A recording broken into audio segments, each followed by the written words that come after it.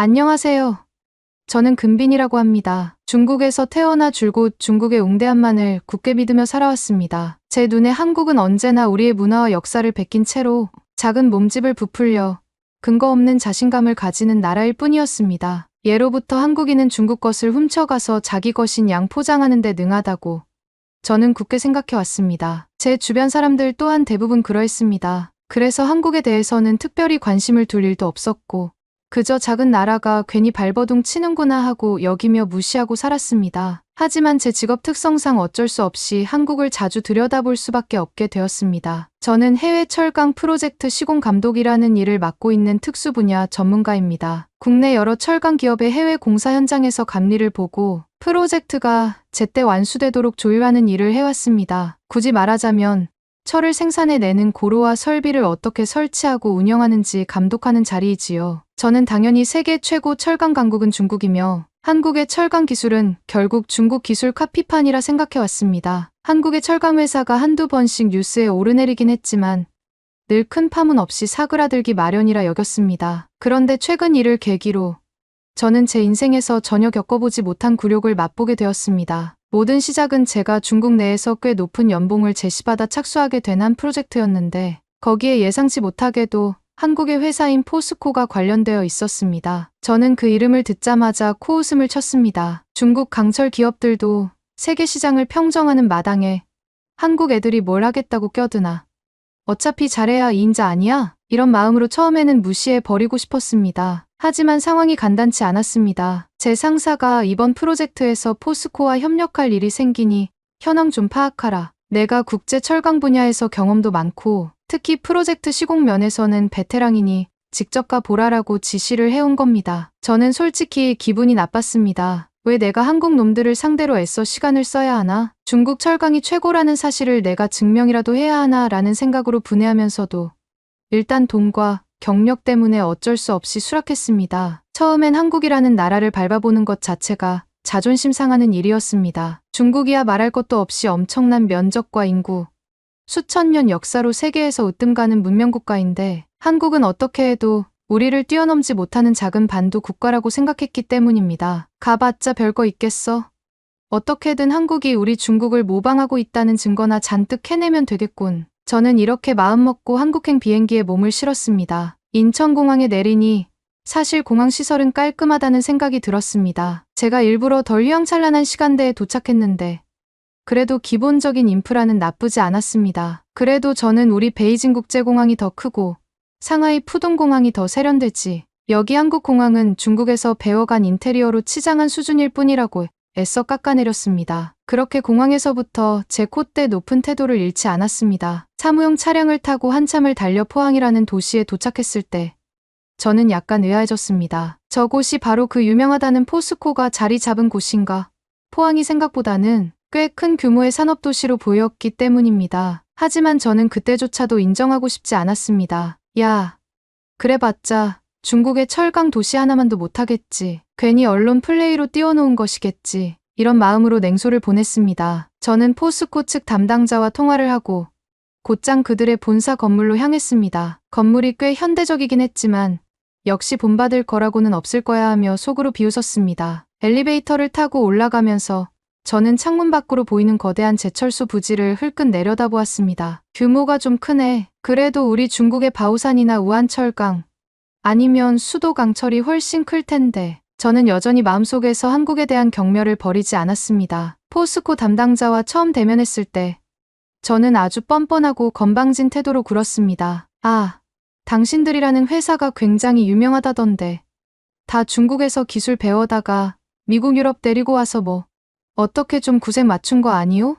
이런 식으로 제 스스로 물었고 그쪽 담당자는 약간 당황했으나 곧 미소를 지으며 대답했습니다. 저희는 독자적으로 기술을 연구하고 개발해왔습니다. 물론 국제적인 협력도 있었지만 중추적인 공정 연구는 자체적으로 이뤄냈습니다. 별 시덥잖은 말을 듣기 전부터 저는 이미 흥미를 잃었습니다. 에이, 다 알면서 아닌 척 하는군. 하고 속으로 콧방귀를 뀌었습니다. 그날 저는 제철소 내부 투어를 하기로 되어 있었습니다. 저는 솔직히 시큰둥한 마음으로 투어라고 해봤자 대단할 게 뭐가 있을까. 철광석이야 다 비슷비슷하게 굴러다니는 거고 설비는 어차피 유럽이나 일본 것 사온 거겠지라고 생각했습니다. 그런데 이게 웬걸.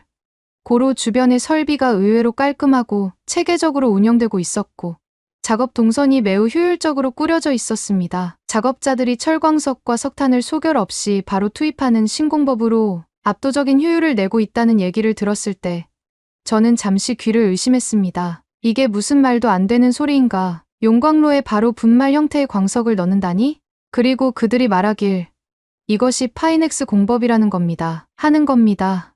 저도 모르게 그 자리에서 말도 안 돼. 이런 공법은 아직 실현이 안 된다고 알고 있었는데 그 기술을 한국에서 완성했다니 말이오?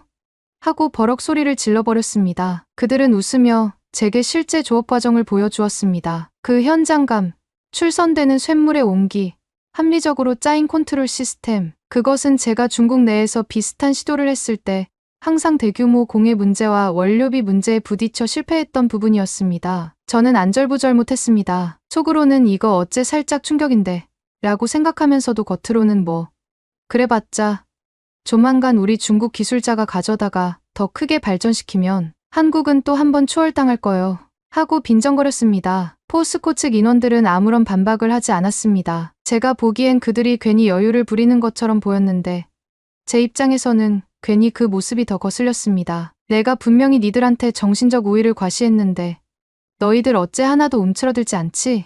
설마 진짜 자신감이 있어서야? 이런 식으로 제 마음에는 조금씩 알 수 없는 불편함이 쌓여갔습니다. 다음 날 저는 포항제철소 건설 당시 역사를 간단히 소개하는 박물관 비슷한 곳을 둘러보게 되었습니다. 그래봤자 우리 중국은 수천 년 전부터 철을 다뤄왔는데 한국은 근대 들어서야 서구 기술 따라 배운 것 아닌가 하는 심정으로 들어갔으나 정작 전시 내용을 보고 적잖이 당황했습니다. 생각보다 훨씬 치밀하게 준비한 자료들이 가득했습니다. 특히 미국, 유럽과 일본에서조차 경제성이 없다고 비웃었는데 한국 정부와 포항제철이 오기 하나로 해낸 업적이라는 부분에서 저는 속으로 거참 제법 고생을 했나 보군이라고 느꼈습니다. 물론 저는 당연히 겉으론 인정하지 않았습니다. 옆에 있던 한국 가이드를 향해 그때 일본에서 자금 빌리고 기술 빌린 걸로 안다. 결국 중국 문명보다야 한참 후진 것 아니오? 하고 또 시답잖은 말을 내뱉었습니다. 그러나 가이드는 그때 상황에서는 도움을 받을 수 있는 곳이 매우 제한적이었고 한국 내부적으로도 반대 여론이 컸지만 강력히 밀어붙여서 완공에 성공했습니다라고 calmly 대답했습니다. 뭔가 그들의 태도에서 확신이 묻어나니 저도 묘한 위화감이 들었습니다. 뭐지? 도대체 어디서 이런 자신감이 솟아나는 거지? 라는 생각이 머릿속을 떠나질 않았습니다. 제 본업인 시공 감독자로서 저는 며칠 동안 포항제철소 여러 설비 라인을 살펴보았습니다. 그러면서 의아했던 건 생각했던 것 이상으로 공장 전체가 정교하게 돌아간다는 점입니다. 보통 저는 중국에서 그런 현장을 많이 봤는데 의뢰 하청 문제가 생겨 설비 고장이 잦거나 안전사고가 잇따르는 경우가 많았습니다. 설계도상에선 거창해 보여도 실제로는 부실 공사가 흔했고 높은 공기공시 압박 때문에 하청업체들이 대충대충 마무리하는 일도 빈번했습니다. 하지만 포스코 현장은 꽤 엄격하게 품질을 관리하는 듯 보였습니다. 불량이 발견되면 아예 구조물을 폭파하고 다시 지었다고 하는 이야기를 전해 듣고 저는 설마 그 비싼 비용을 감수하고 하고 놀라지 않을 수 없었습니다. 그렇다고 해봐야 이 작은 나라는 이런 무모한 방식으로 밖에 버티지 못하는 거겠지. 이런 식으로 저 자신을 위로하고 넘어가려 해도 머릿속에서는 자꾸 잡생각이 떠올랐습니다. 그래도 저게 가능했다는 건 관리 체계가 정말 치밀했다는 뜻 아니야? 하는 끈질긴 물음이었죠. 저는 이런 의심의 씨앗을 애써 무시하고 그냥 한국인들은 중국한테 배울 게 많은 주제에 자꾸 자긴들 똑똑한 척하는구나. 곧 부실이 드러날 거야 라고 마음으로 되뇌었습니다. 며칠 후에는 광양으로 이동했습니다. 포스코가 포항에만 있는 게 아니라 전남 광양이라는 지역에도 제철소를 대규모로 운영하고 있더군요. 저는 두 도시나 제철소를 갖출 정도면 너무 욕심부리는 거 아니야 라고 낮춰보려고 했습니다만 현장에 도착하자마자 입이 떡 벌어졌습니다. 이건 그냥 크다는 말로는 표현이 부족했습니다. 온갖 최신식 설비와 관리 시스템이 적용된 것으로 보였고 실제 운영 효율이 상당히 높아 보였습니다. 더 놀라운 건 현장에서 만난 베테랑 직원들 태도였습니다. 물론 제가 중국인이라 그런지 한국 직원들이 처음엔 살짝 경계하는 눈치를 보이기도 했습니다. 그러나 제가 자꾸 이게 정말 실현 가능한 수치인지 의문이네요라는 식으로 트집을 잡아도 그들은 침착하게 실제 데이터를 보여주며 제 말을 일축하곤 했습니다. 가장 자존심이 상했던 순간 중 하나가 제가 중국은 거대한 내수 시장 덕분에 철강 생산량과 소비량이 전 세계 최상위에 있다. 한국은 고작 인구 5천만의 나라 아닌가. 우린 14억 인구 시장이 있는데 어떻게 우리가 뒤처질 수 있나 라고 면전에서 비아냥거렸을 때입니다. 그때 광양 직원 한 분이 네, 중국 시장은 저희에게도 중요한 수출 대상국입니다. 그래서 저희가 중국과 직간접적 협력 관계를 계속 모색하고 있습니다. 하지만 저희 기술 독자성과 품질, 경쟁력으로는 이미 세계 유수의 평가기관에서 여러 차례 1위, 2위를 다투는 수준입니다. 절대 생산력만으로 우열을 가를 수 없는 부분이지요. 하고 또박또박 대답하는 것이었습니다. 순간 제 얼굴이 화끈 달아올랐습니다. 그때 저는 애써 그래. 니들 대답은 번지르르하군. 중국은 결국 전 세계 철광석 물량을 쓸어 담을 것이고 한국 따위는 그 틈바구니에서 허덕일 게 뻔하지 않나 라고 성질을 부렸습니다. 하지만 정작 포스코 직원들은 여전히 크게 동요하는 기색이 없었습니다. 게다가 국제 원자재 가격 급등으로 원료 조달이 어려워지자 이들은 광산 투자나 파이넥스 공법 같은 기술 혁신으로 비용을 절감하려는 다양한 카드를 내밀고 있었습니다. 특히 광양 현장의 담당 임원이 중국 시장에서 철광석 수급이 이뤄지기 어려워진다면 다른 자원 보유국가와 협상하거나 장기적으로는 호주, 광산 쪽과 직접 투자 제휴를 강화할 계획을 이미 세우고 있습니다라고 말을 했습니다. 얘네가 호주 광산에 투자까지 한다고. 저는 당황했지만 겉으로는 냉소를 지었습니다. 우리가 가만히 앉아 있겠소. 결국 중국이 호주를 비롯해 자원대국과 협력하면 한국은 끼어들 틈이 없어질 거예요. 라고 그 자리에서 또 큰 소리를 쳤습니다. 그러자 포스코 쪽 사람들은 그냥씩 웃고 말았습니다. 글쎄요. 이미 우리는 전 세계 철광석 주산지와 거래하고 있고 인수합병에 대해서도 우리식의 전략을 갖추고 있습니다. 궁극적으로도 파이넥스 같은 공정혁신이 있기 때문에 원료 품질이 조금 낮아도 높은 부가가치를 낼 수 있는 방향으로 갈 겁니다. 이 말을 듣자 저는 더욱 기분이 언짢아졌습니다. 사실 솔직히 말하면 저도 파이넥스 공정을 분석해보니 정말 효과가 괜찮다는 결론을 얻게 되었는데 이를 인정하기가 싫었습니다. 기껏해야 작은 나라가 무슨 기발한 아이디어 하나 득템한 것 가지고 곧 따라잡힐 거야 라고 스스로를 세뇌했습니다. 어느 날은 포스코 본사가 있는 서울로 올라갔습니다. 이구택 회장 시절의 핵심 간부들과 몇몇 외국인 투자자들이 회의하는 자리였는데 저는 사전에 미리 초대를 받았습니다. 중국도 그렇고 다른 국가들도 마찬가지로 M&A 인수합 이슈가 철강업계에서는 워낙 커다란 문제였으니까요. 당시에 세계 최대 철강 기업인 아르셀로 미탈이 이곳저곳을 집어삼키듯 성장하고 있었고 일본의 신일본제철이나 한국의 포스코도 공격 대상이 되지 않을까 하는 우려가 많았습니다. 저는 속으론 한국 회사야말로 가장 손쉬운 먹잇감 아니겠어? 라고 생각하고 있었습니다. 그런데 회의에 참여해보니 포스코가 이미 일본 신일본제철과 교차 지분을 갖고 협력 체계를 구축해 놓았고 또 다른 파트너들과 끈끈한 관계를 맺고 있었습니다. 저는 그 서류를 살펴보며 나름 치밀하게 방어선을 쳐놨네. 그래도 결국 미탈이 쑤셔 들어오면 쉽지 않을 텐데 라는 생각을 했지만 동시에 제가 중화의 위신을 앞세워 우리가 만약 대대적으로 압박을 한다면 한국이 버틸 재간이 있을까라고 빈정대기도 했습니다. 그때 그들은 저를 향해 글쎄요. 한국에서 포스코는 그냥 한 기업이기도 하지만 국민 경제에 워낙 중요한 역할을 해왔습니다. 투자자 입장에서 함부로 공격하기는 쉽지 않을 겁니다라고 냉정하게 대답했습니다. 저는 또다시 속에서 열불이 치밀었습니다. 뭐야? 이들은 왜 이렇게 당당하지? 대체 어디서 나오는 배짱인 거야? 저는 이해가 안 됐습니다. 회의장 밖으로 나오니 기자들이 진을 치고 있었는데 취재용 카메라가 저를 향해 들이밀어졌습니다. 저는 당황했지만 중국 쪽 대표라는 타이틀을 내세워서 우리는 더 큰 시장을 가지고 있고 곧 글로벌 철강 질서를 중국이 주도하게 될 겁니다. 한국은 그 뒤를 따를 수밖에 없지요라는 요지의 짧은 코멘트를 던졌습니다. 그러고서는 잽싸게 회의장을 빠져나와 버렸습니다. 몸이 뜨거워지는 것이 느껴졌습니다. 아니, 어쩌다가 이런 나라에서 이렇게 많은 시간을 쏟고 있지. 차라리 우리 대륙으로 돌아가고 싶어. 그런 분노가 끌어올랐습니다. 그날 저녁 우연히 호텔 TV에서 포스코의 창립 40주년 행사 다큐멘터리가 방영되는 걸 보게 되었습니다. 원치도 않았는데 채널을 돌리다 보니 그대로 꽂혀버렸습니다. 박태준이라는 초대 회장이 24년간 회사를 이끌었고 종합제철소 건설 당시 온갖 반대와 냉소를 딛고 성공했다. 중동의 인력 뺏기고 차관이 끊길 위기에 처하며 현장 부실이 발견되면 통째로 폭파시키고 다시 지었다 등의 내용이 나오더군요. 화면 속에서 백발 노인들이 제철소 건설대의 고충을 회상하는 모습이 나타났는데 저는 속으로 저거 분명하게 조작된 각본이겠지. 감동 포장용 다큐멘터리일 뿐이야 하며 애써 부정했습니다. 그런데 그 인터뷰가 이어질수록 한강의 기적이니 박정희니 하는 한국 현대사의 면면이 드러나는데 별 수 없이 저도 긴장감이 커졌습니다. 그러니까 저 나라가 저 정도 노력을 해서 지금 이만큼이나 발전했다는 건가?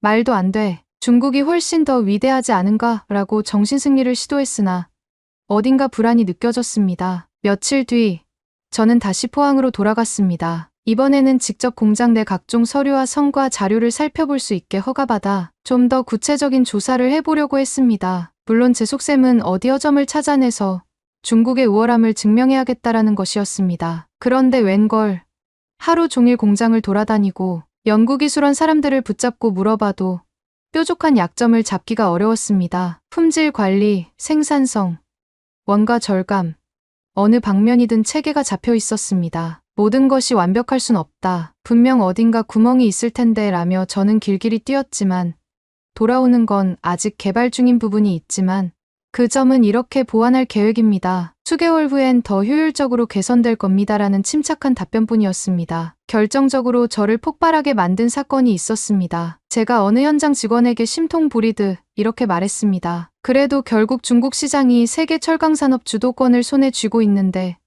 너희 한국이 어떻게 버티겠나? 인구와 생산량, 자본력 면에서 케임이 안 되잖아. 그러자 그 직원이 이렇게 말하는 겁니다. 한국은 무역으로 생존해온 나라입니다. 저희는 늘 그렇게 불리한 여건을 타개해왔습니다. 규모의 경제가 핵심이 아닐 때도 있죠. 품질과 기술, 그리고 시장 다변화가 가능하면 충분히 살아남을 수 있습니다. 저는 그 자리에서 눈에 거슬려서 버럭 소리쳤습니다. 이봐, 그럴듯한 말장난으로는 중국을 못 이겨. 어차피 한국은 우리를 흉내낸 국가이고 기껏해야 빠른 복사 정도밖에 못해 라고 거의 고함을 질렀습니다. 주위 사람이 다 쳐다볼 정도였습니다. 그런데 그 직원은 당황하기보다는 약간 비웃는 듯한 표정을 보이더니 조용히 고개를 숙여 인사만 하고는 가버렸습니다. 저는 순식간에 더 큰 모멸감을 느꼈습니다. 뭐야? 저건 내가 분명 면전에서 무시했는데 왜 저렇게 쓴웃음만 짓고 가는 거야? 반박을 하지도 않고 그날 저녁 저는 혼자 술을 들이켰습니다. 마음이 심란했습니다. 한국이 이 정도였나? 차라리 내 눈에 거짓말로 보였으면 좋았을 텐데. 저도 인정하기는 싫지만 뭔가 현실이 말해주는 것들이 제 편이 아니었습니다. 그 후로도 관련 프로젝트를 검토하는 차원에서 저는 포스코의 관리회의에 몇 번 더 참여하게 되었습니다. 하지만 갈수록 더욱 뚜렷해진 사실은 이 회사가 어설픈 실력으로 버티는 곳이 아니다라는 점이었습니다. 국제적으로 철광석 가격이 폭등하는 와중에도 자체 기술혁신이나 해외 투자 등을 발빠르게 모색하고 있었습니다. 추가로 동남아에 공장을 세운다든지 인도나 베트남 등에서도 새로운 라인을 깔아간다는 계획을 듣고야 너희가 감히 중국을 건너뛰고 동남아 시장을 확보한다고 라며 콧방귀를 뀌었습니다. 하지만 정작 그들은 이미 오래전부터 해외 사업을 확장해왔고 추가로 M&A도 고려 중입니다라며 오히려 저보다 한 걸음 앞서 있었습니다. 저는 도무지 이해가 되지 않았습니다. 이 조그마한 나라가 어떻게 이렇게까지 하는 거지? 전부 허풍이겠지 하고 깎아내리기 바빴습니다. 그런데 중국 본사에서 저한테 걸려온 전화가 한 통 있었습니다. 금빈, 혹시 한국 포스코 측과 전략적 제휴를 맺을 수 있는 가능성은 없나? 우리가 신용공법이나 해외 공동투자 관련해서 이득을 얻을 수도 있을 것 같은데 라고 말하는 겁니다. 저는 귀를 의심했습니다. 중국이 어떻게 한국한테 먼저 손을 내밀어? 말도 안 돼. 그래서 저는 격분한 목소리로 외쳤습니다. 중국이 왜 한국 따위를 필요로 합니까? 우리가 다 가져와서 직접 구현하면 되죠. 그러나 상사는 너 지금 정신 못 차리고 있구나. 한국 기술이 꽤 진척이 있다고 들었다. 괜히 자존심 세우지 말고 실익을 따져야 한다라고 엄하게 질책했습니다. 그날 이후 저는 정말 속에서 천불이 났습니다. 결국 우리 중국이 한국보다 우위에 있다는 내 믿음이 이렇게 흔들리는 거야?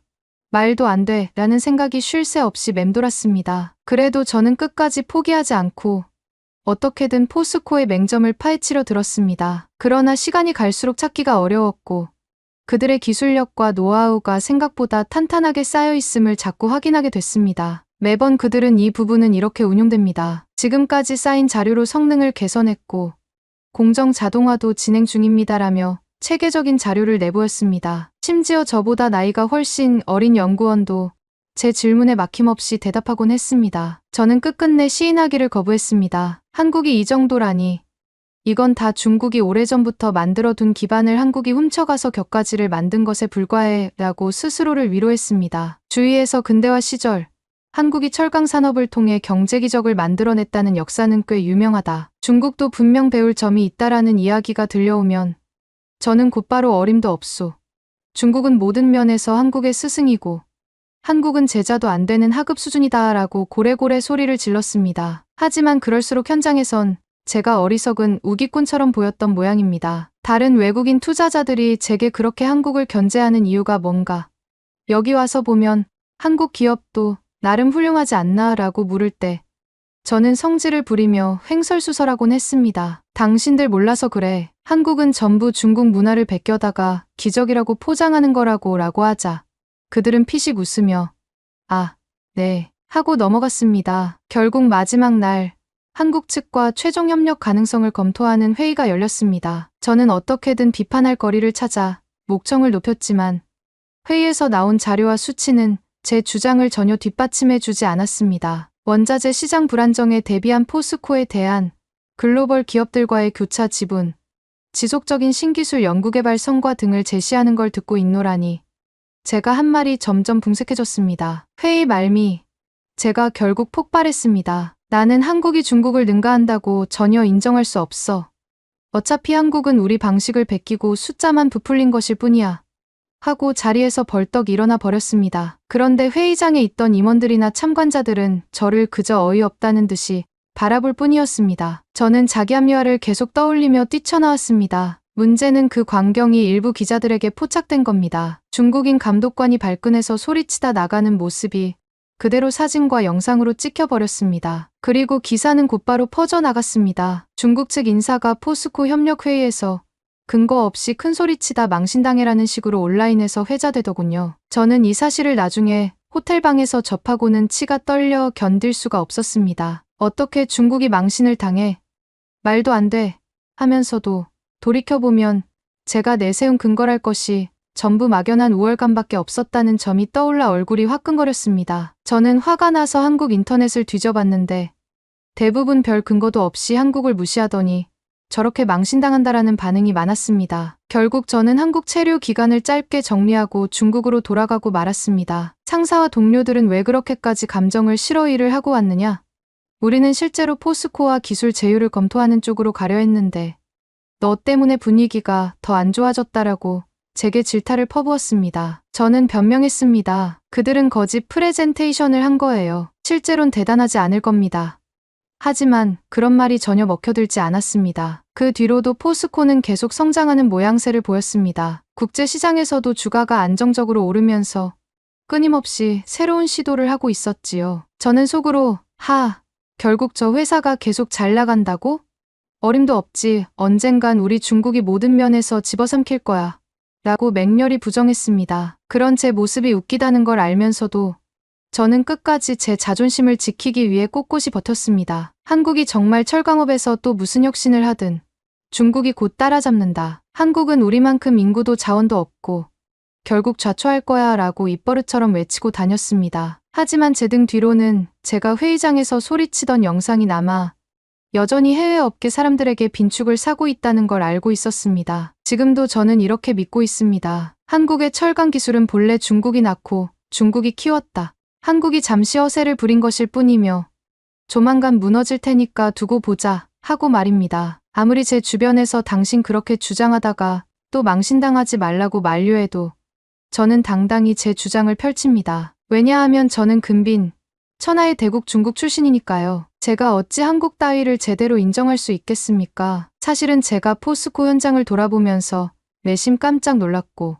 상당 부분 감탄했다는 걸 아무에게도 말하지 않을 겁니다. 끝까지 전 다 부정하고 말도 안 되는 논리를 고집할 겁니다. 중국이 세계 최고이고 한국은 늘 우리를 베끼기만 하는 나라라고 말이지요. 그리고 그걸로 제 자존심을 지켜야만 저는 마음 편히 숨 쉴 수 있으니까요. 그렇게 한국에서 돌아온 뒤 저는 여전히 이리저리 정신승리를 하고 있습니다. 주변에서 비웃음 당해도 전혀 개의치 않습니다. 그리고 기회가 된다면 다시 한번 한국에 가서 저들이 하는 짓을 낱낱이 파헤치고 중국의 진정한 위험을 보여줄 겁니다. 물론 아직까지는 제가 어떻게 반격해야 할지 딱히 뾰족한 방법이 떠오르지 않지만 언젠가는 중국이 한국보다 훨씬 위에 있다는 걸 다시 증명할 수 있겠지요. 제 확신은 절대 흔들리지 않습니다. 저는 근빈입니다. 제게 있어 한국이란 아직도 인정할 수 없는 작은 나라일 뿐입니다. 가끔 그쪽이 발전되었다는 걸 보아도 다 우리가 오래전부터 하던 걸 흉내낸 것이라고 우길 겁니다. 주변 사람들이 아무리 당신이 사실을 무시하고 있다고 말해도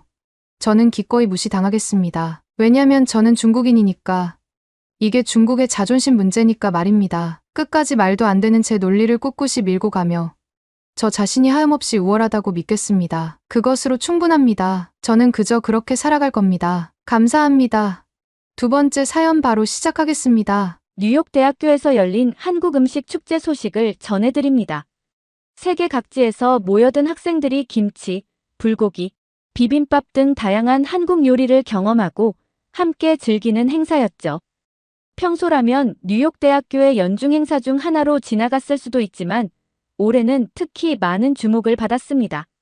한류가 전 세계적으로 확산되면서 한국 음식에 대한 관심과 열기가 폭발적으로 늘어났기 때문입니다.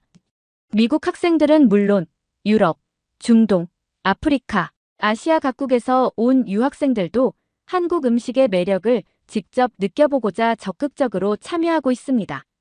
뉴욕에선 무슨 일이 있었던 걸까요? 안녕하세요. 저는 뉴욕 대학교에서 언어학을 전공하는 석사 과정생 소피아라고 합니다. 어릴 적부터 영어 문학과 세계 각국의 언어, 문화에 관심이 많았는데 그 중에서도 한국의 음식 문화에 유독 호기심이 생겨서 여기까지 오게 되었어요. 한식을 직접 맛보고 그 역사와 사회적 맥락까지 공부하다 보니 어느새 한국 음식에 깊이 빠져버렸습니다. 그리고 이번 학기에 저는 학교에서 주최하는 한국 음식 축제 준비위원으로도 활동하게 되었어요. 축제에는 각종 시식 부스, 요리 시연, 한국 전통 주류 소개, 토론회, 그리고 한식의 역사와 조리 과학을 다루는 학술 프로그램까지 정말 다양하게 구성돼 있었습니다. 전 세계에서 온 학생들이 서로 다른 입맛과 문화를 비교하고 공유하며 즐겁게 교류하리라 기대했죠. 하지만 축제 시작 며칠 전부터 왠지 모를 불안한 소문이 캠퍼스를 휘돌기 시작했습니다.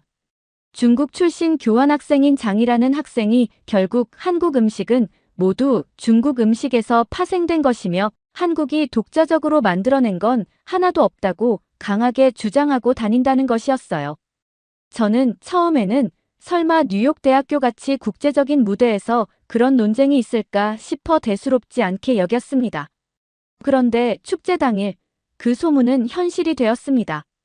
축제가 열리는 뉴욕 대학교 메인 광장에서 누군가가 불만이 가득한 목소리로 이건 다 중국 음식인데 왜 한국 음식이라고 우기는 거냐고 소리치기 시작한 겁니다. 그 사람이 바로 장이었죠. 뉴욕 대학교 메인 광장에는 커다란 무대가 설치되어 있었습니다. 그리고 그 주변으로 여러 가지 음식 부스가 가지런히 자리 잡았죠. 김치 담그기 체험, 불고기 시식, 떡볶이 조리 시연 등등 각 부스마다 학생들이 장사진을 이루고 있었습니다. 특유의 매콤하고 감칠맛 나는 향이 광장 곳곳에 퍼져 보기만 해도 침이 고이더라고요. 그런데 한쪽 구석, 무대 옆에 팔짱을 낀 채 굳은 표정으로 서 있던 아시아인 남학생이 있었습니다. 눈빛이 날카롭게 번뜩였는데 바로 장이었죠. 마침 무대에서 사회자가 이제 막 불고기 조리 시연이 끝났으니 다 같이 시식해볼까요? 라며 관객들의 호응을 유도하자 장이 앞으로 나와 버럭 소리를 질렀어요. 이거 다 중국에서 온 음식인 거 왜 아무도 안 말해줍니까? 김치. 애초에 중국에서 절임 채소를 만들기 시작한 역사가 3000년도 더 됐는데 한국이 그거 훔쳐서 빨갛게만 만들었다는 걸 모르나요? 불고기. 중국 왕실 연회 음식의 변형판이라는 증거가 분명한데도 뉴욕 대학교는 이렇게 한국 편만 드는군요. 사람들은 갑작스러운 고성에 당황해서 서로 눈치를 봤지만 장은 개의치 않고 계속 떠들었습니다. 그리고 뭐 된장도 중국의 두장에서 파생된 거고 고추장은 중국에서 고추를 처음 들여온 뒤에 한국이 따라 만든 거잖아요. 도대체 독자적인 게 뭔데? 한국이란 나라는 왜 이렇게 거짓말을 잘합니까? 처음엔 설마 싶던 주변 학생들과 스태프들도 장의 목소리가 점점 더 거칠어지자 난감해졌어요. 저는 축제 스태프로서 현장을 정리하려고 다가갔습니다. 부드러운 어조로 말했죠. 안녕하세요. 저는 축제를 준비한 소피아라고 합니다. 혹시 한국 음식이 다 중국 음식에서 베낀 것이라고 하셨는데 구체적으로 어떤 역사적 근거를 가지고 계신지 여쭤봐도 될까요? 김치나 불고기, 비빔밥 등은 한국이 오랜 기간 독자적으로 발전시켜온 요리라는 게 정설로 알려져 있어서요. 그러자 장은 한껏 비웃는 표정을 지으며 한술 더 떠서 말했습니다. 한국이 독자적이라니 그건 한국 측에서 조작한 역사에 불과하죠. 여러분, 옛날에 고춧가루도 중국에서 먼저 썼고 간장도 중국에서 만들어 한국으로 수출해 준 것 아닙니까? 한국은 소금 한 알조차 원래 중국 거라고요. 진짜 역사는 중국에 있는데 왜들 이렇게 미국 명문대에서까지 한국에 속는 건지 모르겠네요. 주변에 있던 학생들이 소금까지 중국 거라니 이건 또 무슨 말도 안 되는 소리야 하는 표정으로 장을 바라봤어요. 하지만 장은 도리어 내가 중국에선 진실만 배워왔다 면서 더 크게 목소리를 높였습니다. 다행히 다른 스태프들이 장을 진정시키며 내일 진행될 학술 세션에서 서로의 근거를 비교해보는 건 어떠냐고 제안했고 상황은 일단락됐습니다. 그런데 축제 첫날부터 이런 소동이 벌어져서 많은 학생이 와 올해 한국 음식 축제는 제대로 폭탄을 맞았네라며 신기해하더군요. 다음 날 아침 뉴욕대학교 역사 깊은 강당에서 한국 음식 축제 메인 학술 세션이 열렸습니다. 한국인 교수님들과 미국인 교수님들이 한국 음식의 발효 기술, 조미 문화, 역사적 변천 등을 발표하고 질의응답을 받는 시간까지 마련돼 있었죠. 전 세계에서 온 학생들이 이 자리에 모여들었습니다. 가장 먼저 발표하신 분은 라이트먼 교수님이었는데 오랫동안 동아시아 요리사를 연구하며 한식조리 과학에 관한 논문을 여러 편 써온 권위자이십니다. 라이트먼 교수님은 차분한 목소리로 설명을 이어가셨어요. 한국 음식은 발효와 숙성 문화가 매우 발달해 있습니다. 김치, 장간장, 된장, 고추장, 젓갈 등 다양한 발효식품이 일상의 식탁에 오르죠. 또한 불고기, 잡채, 비빔밥과 같은 요리는 한국의 역사지리적 특성에 맞춰 독자적으로 발전해 왔습니다. 특히 김치의 경우 고춧가루와 해산물 발효액을 혼합해 장시간 숙성하는 과정을 그때 아니나 다를까 장이 손을 번쩍 들더니 벌떡 일어나 고래고래 소리를 질렀습니다. 교수님, 한국이 독자적으로 발전시켰다고요? 말도 안 됩니다. 이미 기원전 수천 년 전부터 중국은 절임 채소 기술을 갖고 있었고 특히 사천 지역에서는 매운 양념을 사용한 절임류가 있었다는 기록이 있습니다. 한국이 고춧가루를 먼저 쓴 게 아니고 중국에서 흘러들어간 거라고요. 김치도 파오차이를 그냥 빨갛게 만든 정도에 불과하고 불고기, 그건 예전에 중국 황제 연회 때부터 내려오던 간장 고기 요리를 모방했다는 내용이 고문서에 나옵니다. 장은 숨도 안 쉬고 말을 쏟아냈죠. 주변에선 웅성웅성, 뭐 이런 터무니없는 주장도 있나 하는 반응이 터져 나왔습니다. 라이트먼 교수님은 잠깐 당황한 기색을 보이셨지만 곧 차분하게 대답하셨습니다. 중국 식문화가 동아시아 전반에 영향을 주었다는 점은 저 역시 부정하지 않습니다. 그러나 한국이 자체적으로 발달시킨 발효 양념법, 예컨대 젓갈을 섞어서 만드는 김치나 고추장, 문화, 그리고 고기를 얇게 썰어 간장, 설탕, 참기름, 배즙 등을 배합해 굽는 불고기 같은 것들은 분명 한국 특유의 조리법과 맛이 존재합니다. 이를 완전히 중국 것이고 모방에 불과하다고 단언하기는 어려워 보이네요. 장은 코웃음을 치며 더 자극적인 말을 내뱉었습니다. 아니, 애초에 간장도 중국이 없었으면 못 만들었을 텐데. 무슨 독자적이랍니까? 한국이 간장 두장 된장 초유 식초 전부 중국에게서 배워놓고선 마치 자기들만의 비법인 양 포장하는 게 우습습니다. 고춧가루도 중국에서 유래한 거고 한국이 스스로 개발한 건 하나도 없죠. 제가 보기엔 그냥 중국 음식 짝퉁에 가까워요. 이 말에 주변이 더욱 술렁이기 시작했습니다. 몇몇 학생들은 노골적으로 장을 비판하거나 어이없다는 표정을 지었죠. 그래도 라이트먼 교수님은 잠시 뒤 다른 발표자분들도 의견을 주실 테니 조금만 기다려 달라며 달랬습니다. 학술 세션이 이어지는 동안 다른 한국인 교수님들과 미국인 교수진들도 차례로 마이크를 잡고 한식의 역사, 발효과학, 문화적 의의를 발표했는데 장은 계속해서 손을 들고 더 말도 안 되는 주장을 쏟아냈습니다. 비빔밥도 사실 중국의 헛궈 재료 섞기에서 아이디어를 빌려온 거다. 한국에서 먹는 쌀 자체가 중국에서 가져간 것 아닌가? 그럼 음식 전부가 중국 거지. 심지어 파전도 춘권과 유사하다. 전을 부치는 행위도 중국이 먼저 했다는 기록이 있다. 심지어 장은 미국인들이 이건 진짜 한국 음식이라고 배우는 갈비찜조차 예전에 중국 송나라 시대 문헌에 나오는 당저우, 소갈비 레시피를 베낀 거다라고 주장하며 근거라고 제시한 자료가 사실 진위가 불분명한 인터넷 게시물 캡처였다는 후문도 있습니다. 결국 학술 세션이 마무리될 무렵 라이트먼 교수님이 다시 한번 종합적으로 설명했습니다. 물론 동아시아 식문화는 서로 영향을 많이 주고받았고 중국이 오랜 역사를 가진 위대한 요리 문화를 발전시켰음은 모두가 인정합니다. 하지만 한반도 고유의 기후지형, 재료 수급 환경, 조선 왕조 시절의 정치사회 구조 등이 결합되어 발전해온 음식들을 전부 중국 음식 짝퉁이라고 일축하기는 어려워요. 예를 들어 김치의 발효 과정을 자세히 보면 고춧가루와 젓갈을 활용해 특정 유산균이 활발하게 번식하도록 만드는 독자적 방식이 있어 파오 차이와 확연히 구분되는 미생물 생태계를 형성합니다. 그럼에도 장은 중국이 아니었다면 한국은 존재 자체가 불가능했다. 음식도 마찬가지라는 식으로 계속돼 받았습니다. 주변에선 저 정도면 거의 종교적 신념 수준이네라며 혀를 내둘렀죠. 학술 세션 후 저와 제 친구 제이는 한식 조리 원리 체험 부스로 이동했어요. 이날은 특별히 불고기 단백 버전을 직접 만들어보는 시간도 마련됐습니다. 미국 학생들이 고기를 얇게 썰고 간장, 설탕, 마늘, 참기름, 양파를 버무린 뒤 프라이팬에 볶아 먹어보면서 즐거워했죠. 오, 이건 진짜 부드럽고 맛있다. 한국식 불고기 소스가 달짝지근하면서도 고소하네. 학생들은 환호하며 직접 만든 불고기를 한 입씩 시식했습니다.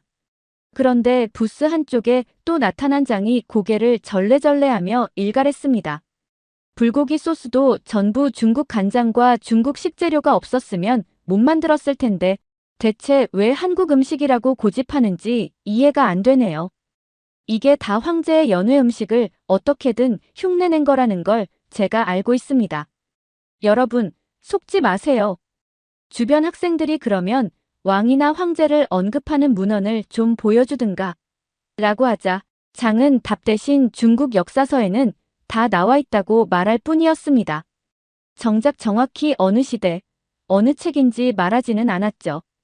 제가 재빠르게 나서서 중국 간장도 훌륭한 음식 문화지만 한국은 한반도 지역에 맞는 발효 숙성 방식으로 간장을 만들어 왔고 소고기에 배즙이나 과일즙을 넣는 독특한 양념법을 발전시켰다고 설명했어요.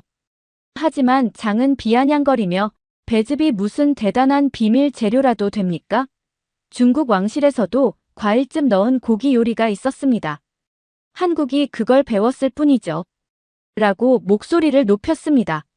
주변에서 저건 너무 억지 아니냐라는 탄식이 흘러나왔지만 장은 들으려 하지 않았죠. 그날 저녁 일본인 유학생 사쿠라가 장과 이야기하다가 곤란해하는 모습이 또 목격되었습니다. 사쿠라는 중국 요리를 매우 존중한다. 하지만 한국 음식 역시 분명 다른 매력과 역사를 지녔다고 본다고 말했는데 장이 엄청 격분했다는 겁니다. 일본도 마찬가지 아니야. 역사적으로 중국 문화를 수입해 갔으면서 왜 다들 자기네가 독자적인 걸 만들어낸 척하냐고. 난 그런 식으로 한국 문화를 인정한다는 태도가 불쾌해. 사쿠라는 아니, 그게 왜 불쾌하냐고 되묻자 장은 한국이 중국에게서 문화 음식 언어 문자 전부 가져가 놓고 이제 와서 우리가 이런 독특함이 있다고 하는 게 역겨울 뿐이라고 맞받았다고 합니다. 사쿠라는 벙쪄서 아무 말도 못했고 주변 학생들이 장을 어떻게든 달래서 사건을 수습했다네요. 그리고 축제 마지막 날 저녁에는 한국 음식 테이스팅 파티가 열렸습니다. 파전, 잡채, 갈비찜, 떡갈비, 각종 나물 반찬 등 한식 대표 메뉴가 총출동했고 저녁 내내 캠퍼스가 구수하고 고소한 냄새로 가득 찼죠. 라이브 음악도 흘러나와 축제 분위기는 한층 무르익었습니다. 저는 파전 부스 옆 벤치에 앉아 구경하던 중 장이 살짝 뒤편에 앉아 있는 걸 발견했습니다. 오늘도 시비를 걸려나 하고 긴장했는데 의외로 그는 조용히 파티를 지켜보고만 있더라고요. 파티가 거의 끝날 무렵 사회자가 마지막으로 혹시 한국 음식에 대해 궁금한 점이나 의견이 있으시면 말씀해주세요. 라고 했습니다. 그러자 장이 천천히 손을 들었어요. 사람들은 또 긴장했지만 이번에는 전처럼 고함을 지르진 않았죠. 아직도 저는 한국 음식이 전부 중국 문화의 부산물이라고 생각합니다. 하지만 오늘 먹어본 갈비찜은 확실히 제 고향 근처에서 먹던 중국식 조림갈비랑 조금 달랐어요. 양념이 달짝지근한 데다 무와 당근을 넣어 부드럽게 조리한 게 중국식보다 좀 더 단맛이 강한 것 같달까? 그래도 전 이게 완전히 독립된 음식이라는 말엔 여전히 동의 못합니다. 사회자가 그렇군요. 그래도 새로운 맛을 조금은 느끼신 거네요? 라고 묻자 장은 작은 목소리로 답했습니다. 맛있긴 하더군요.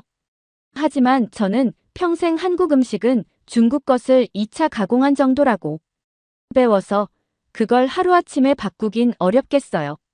마침 제 친구 제인이 그 자리에서 다가와 장과 다시 대화를 나누었습니다. 장, 그동안 굉장히 강하게 주장했지만 오늘 갈비찜 맛보니 어떤지 솔직한 의견이 궁금해. 난 동아시아 식문화 교류를 전공하고 있어서 중국 요리에 관한 자료도 꽤 많이 가지고 있어. 너랑 함께 비교해보는 스터디를 해도 좋겠는데 어때? 장은 잠시 망설이더니 이전처럼 적대적이지는 않은 태도로 대답했죠. 난 그래도 중국 원조라는 생각을 버리긴 힘들어. 그렇지만 내가 가진 자료를 보면 혹시 내가 몰랐던 점도 있을 수 있으니 한번 살펴보긴 할게. 그게 다 바꾸진 못할 거지만. 제이는 그렇다면 차근차근 해보자. 중국 음식이 훌륭하다는 건 우리도 인정해. 그걸 부정하는 사람이 어디 있겠어. 다만 한국 음식이 오랜 세월 고유하게 발전시킨 부분도 분명 있다는 걸 알아주면 좋겠어라고 부드럽게 웃었습니다. 장을 자세히 보니 더 이상 거칠게 반박하지는 않았고 살짝 생각에 잠긴 눈빛이었죠. 결국 이토록 시끄럽고 자극적인 장 논쟁 속에서도 한국 음식 축제는 대단원의 막을 내렸습니다. 장은 축제 내내 한국 음식 중국 짝퉁이라는 극단적 주장을 펼쳐댔고 때로는 말도 안 되는 논리 한국은 소금도 원래 중국 거다. 심지어 비빔밥이 헛거 재료 섞기에서 온 것 등을 꺼내 들어 모두를 황당하게 했습니다.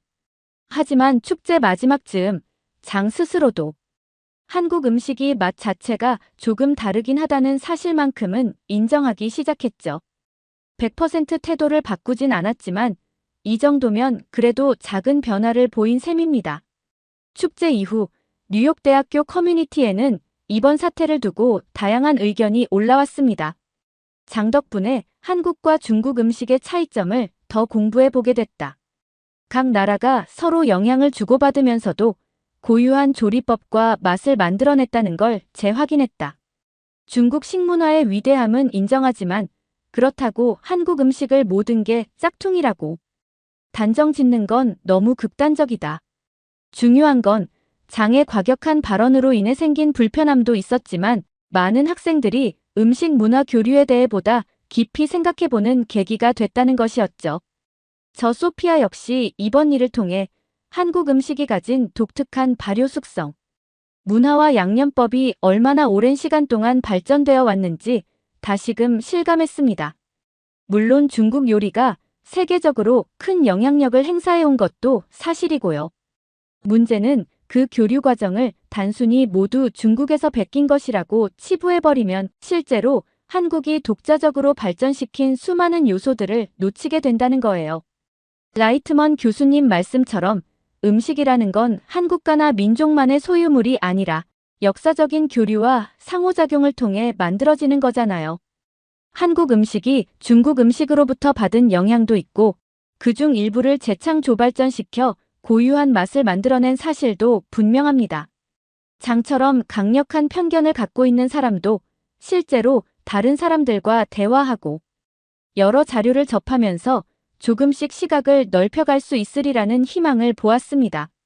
처음엔 한국은 소금도 중국에서 베낀 것이라며 황당무계한 소리를 치던 장이 축제 마지막 날엔 맛이 다르긴 하다는 말을 할 정도로 생각의 틈을 보였으니까요. 아무튼 이렇게 다사다난했던 뉴욕대학교 한국음식축제는 막을 내렸습니다. 축제 도중에는 장의 과격한 언행 때문에 당혹스러운 순간이 많았지만 돌이켜보면 사람들에게 한국 음식이 왜 특별하고 그 발효 양념 문화를 어떻게 이해해야 하는가라는 점을 더 깊이 알리는 기회가 되지 않았나 싶어요. 앞으로도 장이 한국 음식을 전부 받아들이진 않을 수 있습니다. 그렇지만 시간과 꾸준한 소통을 통해 장이 조금이나마 한국 음식에도 분명 독자적으로 발전된 부분이 존재한다는 걸 인정해준다면 그것만으로도 큰 의미가 있겠죠. 저 소피아는 이번 사태를 보며 음식 한 그릇에 담긴 이야기가 이렇게 풍성하고 또 때론 자극적 논쟁을 불러일으킨다는 점에 새삼 놀랐습니다. 그러나 논쟁이 있더라도 결국엔 서로 대화하고 자료를 나누면서 이해의 폭을 넓혀 나가는 게 학문적 태도이자 뉴욕 대학교다운 모습이 아닐까요? 장과 제인이 함께 중국과 한국 요리를 비교 연구하는 날이 온다면 또 어떤 놀라운 사실이 밝혀질지 기대해 봅니다. 중국과 한국뿐만 아니라 아시아 각국의 음식도 더 활발하게 비교 분석되는 기회가 마련되면 좋겠고요. 여러분, 이처럼 음식은 국경을 넘어 갈등과 소통을 동시에 만들어냅니다. 하지만 저는 결국 상호 존중과 학문적 탐구가 이어진다면 우리가 함께 협력하고 공존할 가능성이 충분하다고 믿어요. 혹시 제 이야기가 흥미로우셨다면 좋아요나 댓글로 응원 부탁드릴게요.